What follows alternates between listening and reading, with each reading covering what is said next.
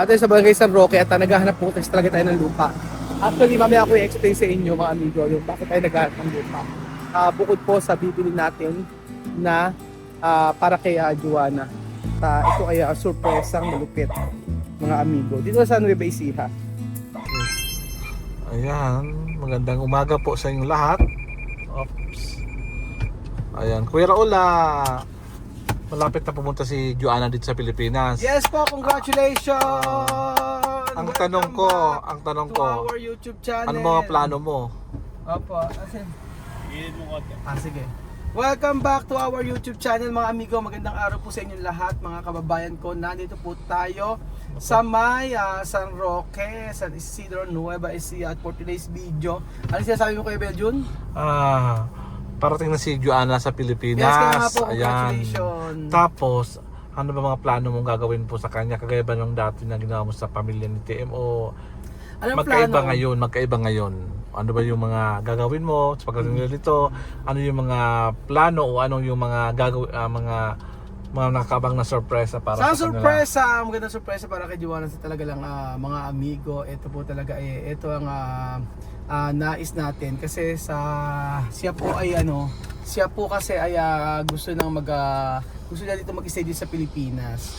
So kapag naging okay ang sitwasyon mga amigo, yung hindi natin nagawa na plano para kay TM ay gagawin natin sa kanila. So actually mga amigo, ang aking plano talaga kaya TM before ay yung bilan sila ng lupa dito at dito mamumuhay for good. O marami tayong inilatag na plano para sa kanila, ngunit hindi naman po nangyari kasi bumalik na po sila sa EG. So ngayon po ay plano natin kasi bumili ng lupa at para kay Joanna o para kay Waka Waka para in the future ay meron kaming video actually, meron kaming bibiling lupa before kasi hindi na naipalabas kasi nga di ba luma na yung video regarding po sa plano na bibili na lupa kay TM dito before. Pero yung kay Joanna po, yun din po ang ating plano.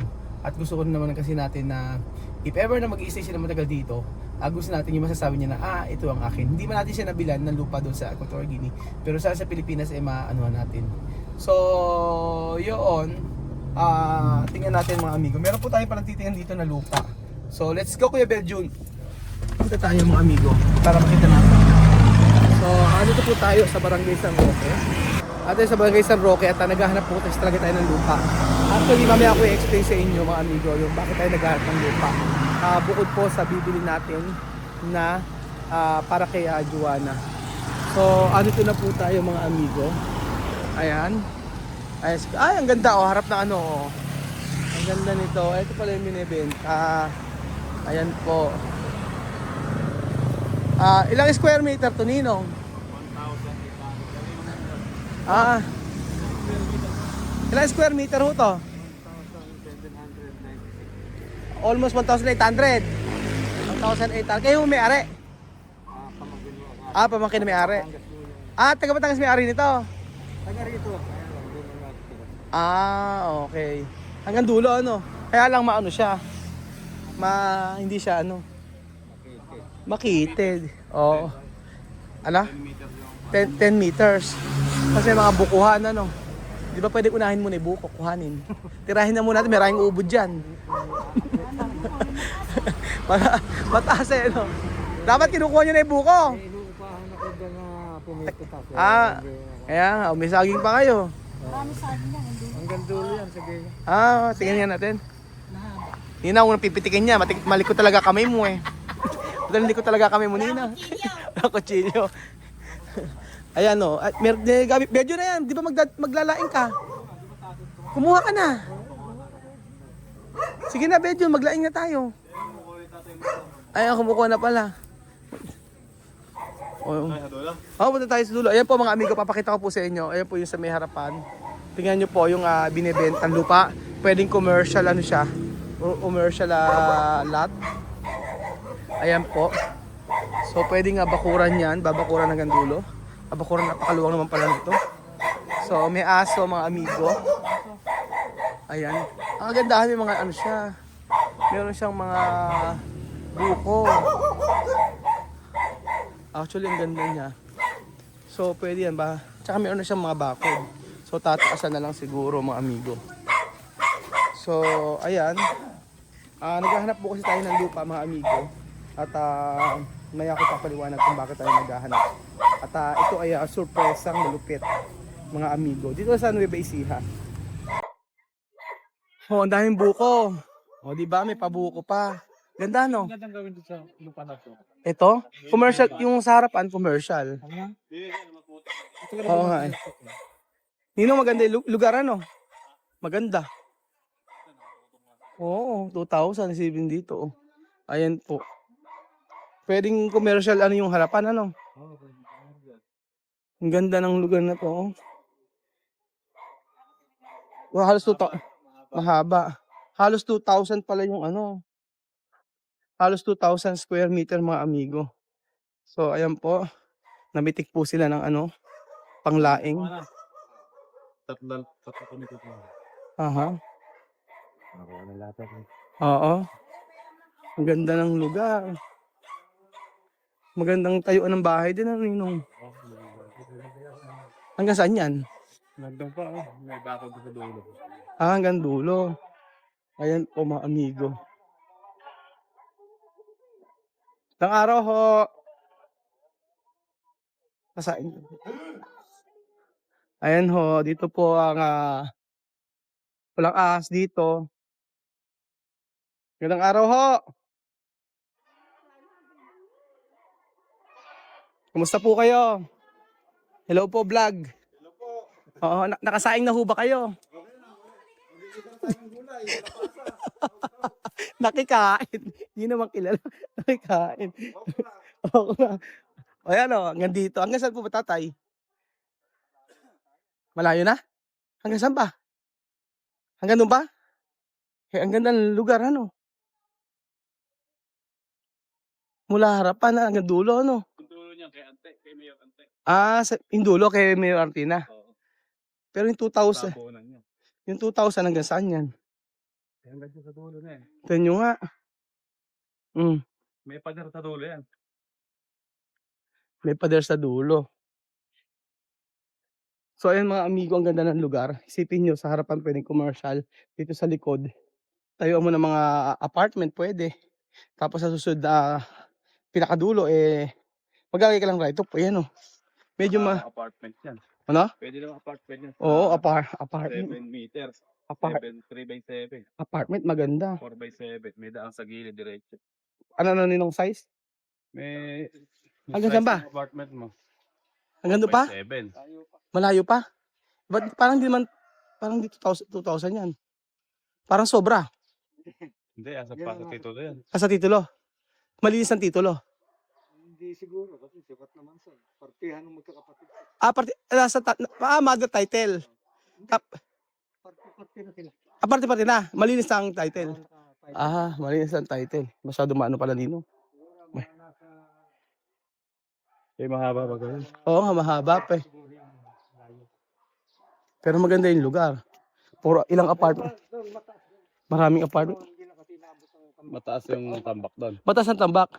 Pero hindi eh. Kung ito nga mga kapitbahay eh. Oo. Mataas na rin eh. Pagkabila natin dito Manganere. Mataas na. O yan mga amigo, may libreng laing. Kuha kayo. Yung dulo niyan, mayor may-ari. Ang dulo, mayor may-ari. Mayor dito sa munisipyo. Si Mayor Ante. Mayor Anto. Diyan yata siya nagtatanim eh. Ha? Yung kadugtong tanim niya. Diyan nakikita ko nga sa vlog eh. Nagbablog nga eh. Yan. Mm. Vlogger na yan. Vlogger yun eh. Wala na yun Ito yung ano. Ano to? Pag nalinis, madumi na. Wala na. Marumi lang pero pag nalinis to maganda Pag to. nalinis, napakaganda na. Yan, ang ganda sa iba. Malapit. Oo. Pati kainaman nga dyan, nakatabi sa highway. Oo, nakatabi sa highway. Pag nalinis, hirap na tambakan yun. Tapos tayo ng maraming apartment. Oo. Gawin mong parang subdivision. Ganun kaya ang gawin ng yung murang paupahan. Ayan pa mga amigo, si Kuya Benji masayang masaya dahil may laing pong nakuha. So, ang pinunta namin dito yung laing.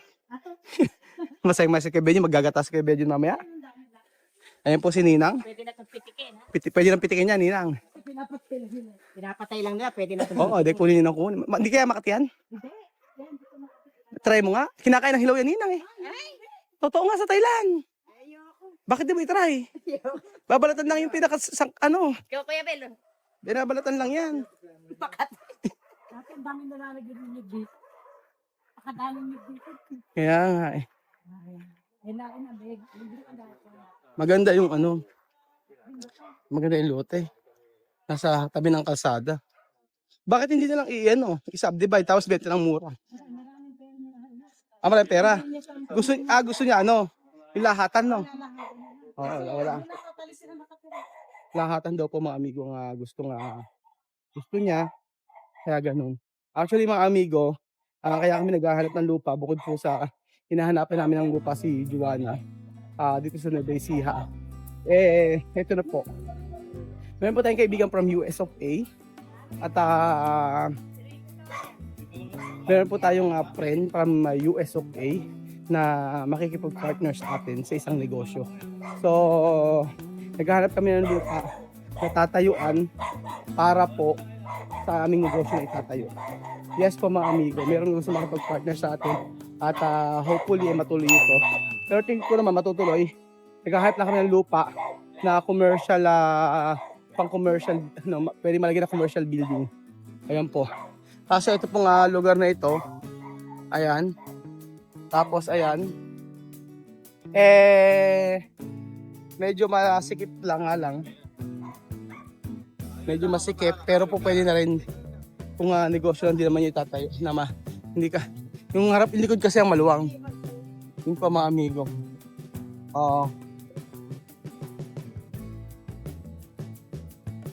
So yan po mga kababayan ko. Ito ang binebenta. Pero kung gusto niyo rin po ng lupa na ito, ayan po, malapit lang po sa may kanto. Pwede magtayo ng mga negosyo. Ay i-message lang po ako, mga amigo. Kung type nyo yung ito, i-message lang po ako, mga amigo. Para po ganda balas sa puti. Ayan po mga amigo.